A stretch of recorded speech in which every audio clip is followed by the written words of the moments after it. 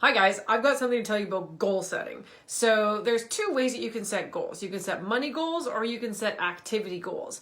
In the past, I have really concentrated on the money goal side, which you would think would be fine, but in the end, actually can cause a huge problem because if you don't hit your money goals, then you're just not going to feel really good about yourself, and you can't really control how much money is going to come out of your various activities. But what you can control are what you do, that if you did them consistently and often, then it will generate money. So you don't really worry about the money part. You worry about the things you can absolutely unequivocally control. Let me show you what I mean. Okay, so this here is my calendar, right? So I've got a big ass, 12-month calendar. And so what I do with this thing is I do it 2 months in advance. Because you can see, let me just get the camera. So here to here, so this is April and May. They're not really filled in yet. But this is February and March, and they absolutely are. And so the reason I do this is because I want to make sure that every month I have one workshop and every month, a monthly workshop. So the free high performance workshops, if you want one, give me a call. And I co-host them with you, and it's super fun. But I also want to make sure that I do one webinar a week. So a workshop a month, a webinar a week, because I can control that. I either do it with someone as a co-sponsor, or I will do it myself. Okay, so what you've got here are all these different things are either speaking gigs. So I also try to get as many speaking gigs at conferences and offices and stuff like that.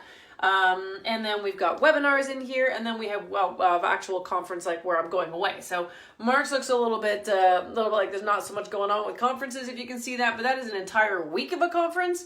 And then down here is another week of a conference. So they're really big ass conferences. And then in between, I've got all of my webinars. So I can worry, I'm like, I want to make this much money. I want to get this many clients, but I can't really control that.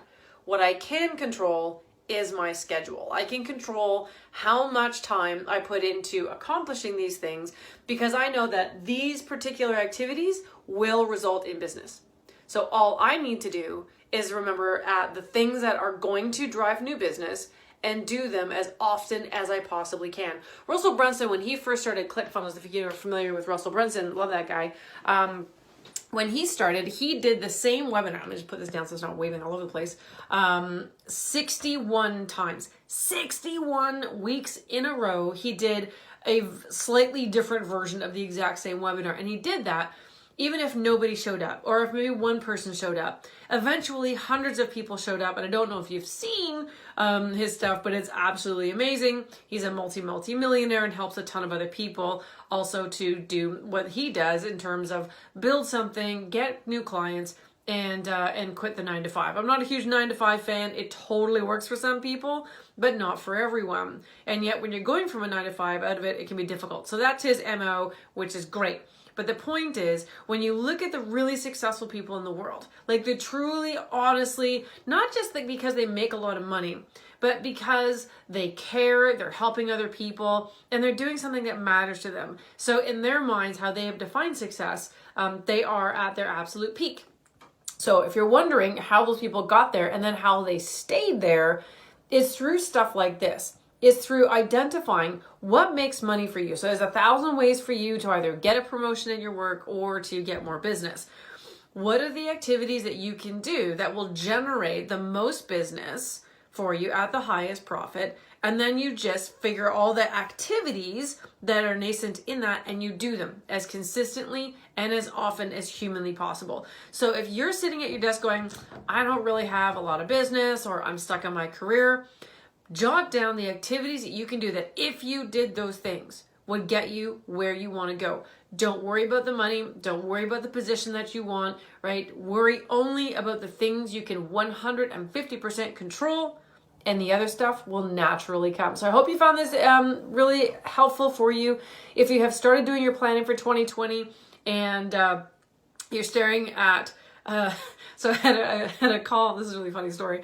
Call with somebody last week, and those thermometer things, like when you're raising money and it's like, woo, we've earned so much. The problem with those is at the beginning of the year, they're rather empty. And psychologically, it can actually work against you because you're like, oh man, that is so empty. So if you use those things, they look like little penises on the wall. So if you have one of those, think about taking it down. Because if that doesn't serve you, if it doesn't motivate you, if it makes you feel bad, that is counterproductive. And those activities that you know you should be doing, you're just not going to do them. And then you won't make the money, which then makes you feel worse. And you can see how this death cycle continues. So when you're thinking about your goals, make it about things you can control, the activities you can do that if you did them consistently and often, you will get to exactly where you want to go. And this works both in business and in your personal life. You want a better relationship? What are the things you can do that you can control that can make that happen? Never know. Give it a go. Have a great day, guys.